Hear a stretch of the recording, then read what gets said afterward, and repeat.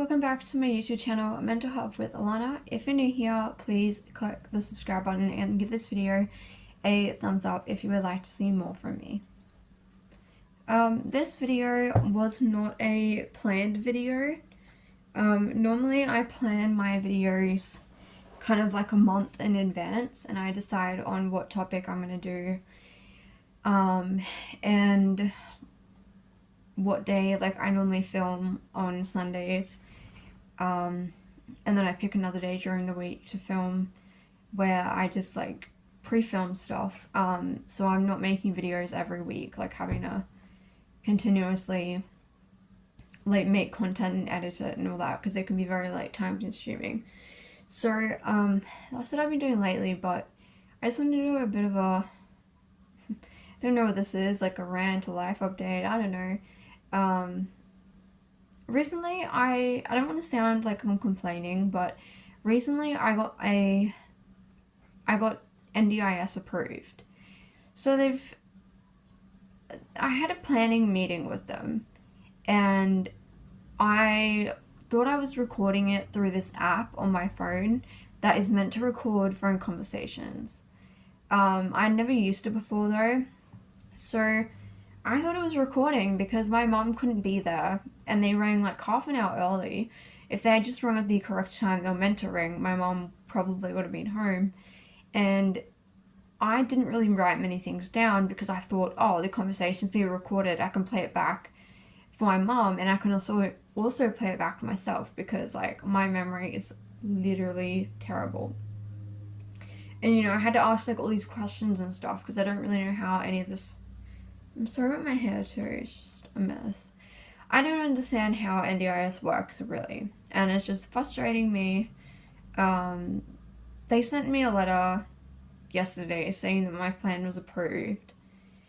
But I really wanted psychology included in it, like therapy. And I know there are NDIS like therapy centers that say approved, like NDIS approved. So I really don't understand why that wasn't put in there, because I did ask this in the planning meeting, but I don't remember what the lady said about it. Like I have no idea what her reasoning was of why I couldn't get it. And anyway, I'm still waiting to get the proper like paper documents for my chronic fatigue thing. So obviously like they won't like I don't know whether they're gonna then say, oh yeah, we'll relook at your plan now, because they've said in the letter that they're only gonna they're gonna review the plan in a year. And I was like, that's a ridiculously long time. Like my health would change by then. And I'm still waiting on like official documents at the moment for this chronic fatigue stuff, because I want to get funding to get a mobility aid. I want to get a walker that also turns into a wheelchair, and it's really, really expensive. I've talked about this in other videos, I think. So I was the page that you can buy them off says that NDIS, again, they're like an NDIS provider. So I was like, I've been trying to get this paperwork being sent around to like a billion different people, like different what do you call them, like health providers, just to get this flipping paperwork. And I'm just having a day. Like honestly, I have been so tired and fatigued this last like week or two. And today I woke up and like my mom's away at the moment, so like I have to do all the housework. And like for most people it's probably like not that much, but like for me, with how fatigued I am, it just exhausted me. And I had a massive day yesterday where I pushed myself and I tried to go shopping and to walk around. Number one, on my own, and number two, I took my walking stick, but I think I was there for like 2 hours or more, and like I had to keep sitting down and all sorts of things. And then sometimes there weren't seats near where I wanted to sit down, so I had to go find seats. Sometimes they're all occupied. And even with my walking stick, like I was just exhausted, and then I had to walk all the way back to my car, which was like a mile away, because of course there's never any Like, doesn't matter when you go, there's never any parks close. And this is the other thing I'm having trouble with, is that I have to park my car really far away all the time, which means it takes me way longer to get to my car. And by the time I was finished at the shops, I was like, oh my gosh, now I have to walk all the way to my car. Like, I'm literally about to fall over. Um, and I was just so tired. And like, then today, like, I'm supposed to be getting a support worker, but I'm like, well, I don't know, like, how do I get a support worker? Like, am I meant to ring around places and companies and ask for one? Like, I'm just so frustrated because I don't know how to use this NDIS service at all.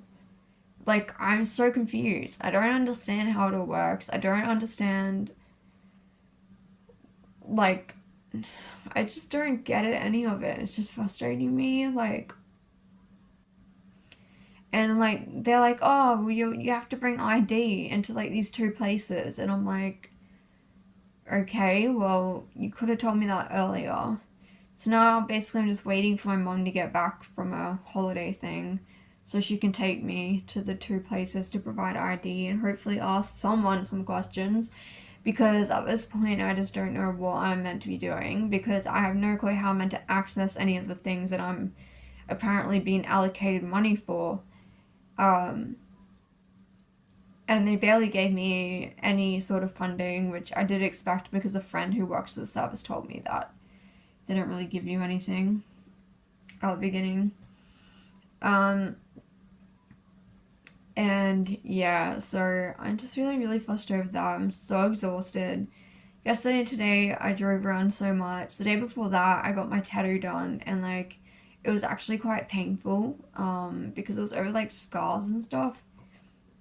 And because I was already very fatigued, like, I just didn't have like a good, like, I don't know, like physical resilience. And yeah, and then my hair is faded so much. Like, I was gonna do it today, but I'm just buggered. I basically just I cleaned up as much as I could manage, and then I've been knitting baby blankets to donate to the hospital. So I started on my third blanket, and I did that while listening to like podcasts today. And then I had like a lie down for a bit, but then I started bawling my eyes out, so that wasn't great. Uh, I was also ticked off at my GP because when I saw her last, she kept trying to push me to go to a dietitian and a psychologist for my eating disorder, which I was like, yeah, okay, I do want to do that. But then I found out that the dietitian was going to cost, I think $40, and then the psychologist was going to be 80. And I calculated, and like, I've been budgeting, like really well at the moment, and like managing my money a lot better. And I like figured out exactly like how much I need to put in my savings and like how much I need for bills and all that. And then she told me this, and I was like, when she told me, I was like, well, no, like that's not gonna be possible. Like financially, I can't afford that. You know, because I'm already paying like $70, $80 for my medications every 2 weeks. Um, you know, I had to purchase those walking sticks that I use. I need this walker, so I don't know if NDIS is going to pay for it, because if I have to pay for it again, that's going to take me a really long time to save up. My psychiatrist is private, costs heaps. My specialist appointments are private. Again, ridiculously expensive. Thankfully, my mom is paying for one of them. Um, so I've literally just had so many medical expenses, and I told her, like, it's just not possible for me to afford that at the moment. And she was just like, well, I think you really need them and you just need to make it a priority. And I was like, dude, like, I don't know how else to tell you, but I don't have the money for it. Like, do you think I can just get money out of thin air? Like, I don't know what you think. You know, and it's just frustrating. Um, and then she wouldn't give me my script for diazepam, which my old GP was allowed to prescribe me it. And if she ever had a question about any of my medications or was unsure about anything, she would give my psychiatrist a call and ask her before she did anything. This GP, she's new, and she wouldn't give me the script because she reckons that they're addictive, you shouldn't be taking them. A psychiatrist's gonna get angry at me if I give them to you. And I was like, okay, number one, I'm taking them as prescribed. I've only ever taken them as prescribed. I've been on them for over a year and I've never had an issue. Number two, my psychiatrist is fine with my GP because my old GP would prescribe it all the time. And I also said that my mom looks after my medications too. So I don't know why, but she still wouldn't let me have them. And she's like, and she didn't even bother, like, like ringing my psychiatrist to ask, like, is it okay? And I was like, look, you don't understand. Like, my anxiety's been so severe at the moment. I've had increased psychotic symptoms. I've been under a lot of stress. I've had a lot going on. My chronic fatigue is terrible at the moment. I was like, I really just need this medication because at the moment that's the thing that's keeping me afloat, kind of thing. And she was just basically just denied me with it. So yeah, I didn't get it. Luckily, I managed to ring my psychiatrist clinic and ask for an emergency type appointment. So I'm seeing her tomorrow, and it should be all worked out. But I'm gonna have to get her to send a letter to my GP saying it's fine to give her this medication every so often, like with the time frame with it. But yeah, so I just feel very frustrated at the moment. Like, I try to be really positive and like disability advocacy and stuff and whatever, but like I'm just getting very frustrated with what my body can't do at the moment. My body is not doing what it used to do. It's not able to do what it used to do. I've lost a lot of functioning. And then like even like with my mental health, like you know since developing schizoaffective disorder, like now I have to deal with regular like hallucinations and things, whereas I didn't deal with that before. I only had them when I was manic. And so that's like another thing that it's like my brain isn't working how it should, and my body isn't working how it should, and it's just so frustrating because I want to do things independently and I want to be able to actually get stuff done, but I feel like I'm always waiting on other people to help me and relying on other people. And if you've been within the medical system, you know how frustrating it is. It's so slow. You don't always get answers straight away. That doctors can miss obvious blaring signs of stuff. Doctors gaslight you. They tell you there's nothing wrong with you, and there is. Just all that type of stuff. And I've experienced all of this, and I know I'm not the only one. Like, plenty of people have experienced this. And just the lack of accessibility as well has been getting to me, because I've been relying really heavily on my mobility aids, like places that don't have lifts, that only have stairs, that's an issue, and, just things like that. And yeah, I mean, last night I went to the Addams Family musical that was on at my local theatre. I got a program. I never get these because they're like $10, and I'm like, I'm not wasting $10. But this I thought would be cool to put up one day when I move out. This is what I thought. I was like, one day when I move out, I'm gonna like put this up on my wall or something, or display it somewhere because I thought it was kind of cool. But anyway, it was really good. It was like a comedy of the Addams Family, and very talented people. I wrote a little thing on Instagram about it. But the funny thing is that all week I'd been listening to a podcast about like accessibility and inclusiveness with disabilities. And then who do I sit next to? I'm sitting next to this lady who has a disability.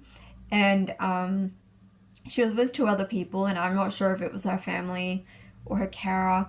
I don't know. But anyway, so because I arrived quite early, I was sitting there for ages. So, and she was very fascinated by my tattoos because she wants one.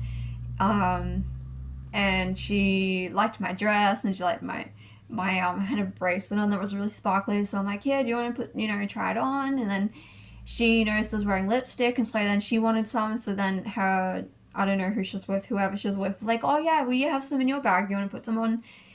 So anyway, really lovely lady. So we chatted the best we could, though I found it a little bit difficult because I don't remember any sign language anymore, and she was communicating mainly in sign language. So it was really frustrating for me because I was like, damn it, I wish I had kept going to sign language so I could actually communicate with this lady better. Um, if it was just me and her on our own, it would have been a lot harder. But because she had two other people with her, they kind of like explained stuff. But unfortunately, I don't know sign language that well. But anyway, I just thought that was kind of funny. Because yeah, all week I'd been listening to that type of stuff, and then yeah, I ended up sitting next to that lady, and I think she had a really good time. She was really lovely and everything. Um, so yeah, like that lady really made my night actually. She was just so nice and she was just laughing and stuff. So that was nice. And the performance and everything, I loved it. It was so good. And I went on my own, so that was very anxiety provoking. Um, but yeah, like my plan was today to like re-dye the blue bit of my hair, wash my hair, stuff like that. But I'm just buggered. And then I had to spend money on getting food out because I hadn't bought any food because I didn't have money for food. Um, and I've also been very upset because I've put on all the weight that I lost. Uh, I'm not going to go into detail about that because I don't want to be triggering or anything, but yeah, I'm really upset about that. That's been getting me down. Um, yeah, I'm just I don't know. I've just had enough, really.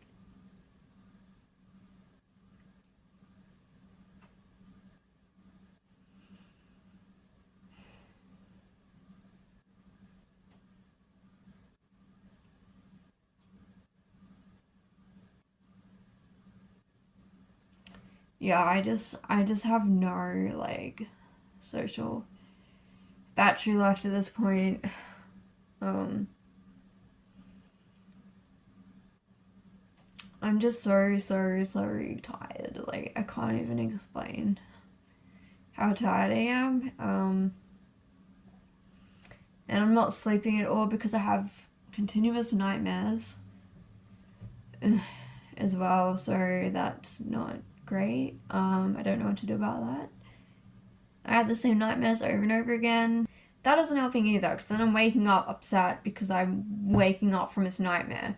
I just complained for about 18 minutes. I'm so sorry. I really don't like to post anything like this on my channel. Like, I really try to be positive. Um, and show people that, like, you know, you can live a happy life and function and stuff, but sometimes it gets to you, and I'm turning 24 next month, and it's just like my functioning capacity has just decreased so much over the last year with my physical and mental health. It's just quite upsetting because you just feel like your body isn't working how it should. And no matter how hard you try to push it and push it, it just makes it worse, and it doesn't make it any better. Yeah, and I'm just so stressed about this NDIS thing, and like stress is not good either because my anxiety's been really bad. Because of delusions and hallucinations, and then what will stress do? Stress will make the delusions and hallucinations worse. So it's like in a vicious cycle because you can't stop the like you can't reduce the psychotic symptoms if you're not reducing the stress. Um, but yeah. Anyway, I'm seeing my psychiatrist tomorrow, so I'm just gonna explain everything. Um, Hopefully there's something she can do with my medication. I don't really know what else to do. So yeah, that's the video. I'm sorry. There's my long rant.